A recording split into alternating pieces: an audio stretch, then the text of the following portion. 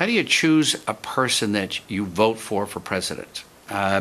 We've heard an awful lot recently about experience, but I'm a person who thinks that that's an overrated item.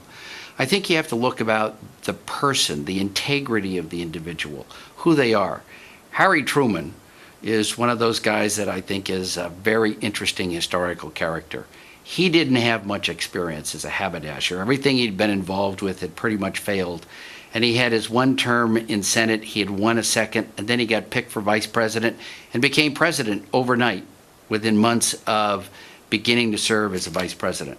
The strength of Harry Truman had to do with his character, who he was. And he made decisions based upon his values and who he is.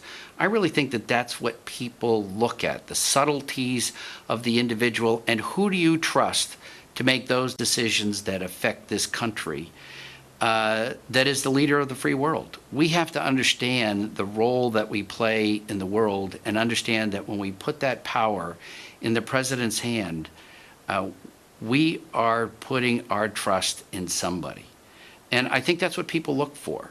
People try to evaluate all that that person brings to that position, that are they going to make good decisions, and are they going to be a good leader? Are they going to have good people around them so that they can provide the leadership in the unknown?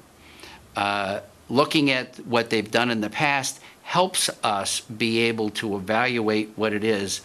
But I think it's the strength of the character of the individual that I look for in terms of picking a president. And when I walk in that voting booth, it's the person who I most trust.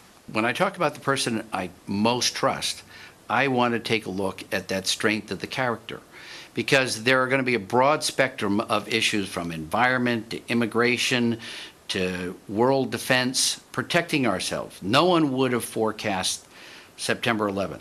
It still is a defining moment for us. And we have to realize the world in which we now find ourselves with terrorism and the way we're recognized around the world.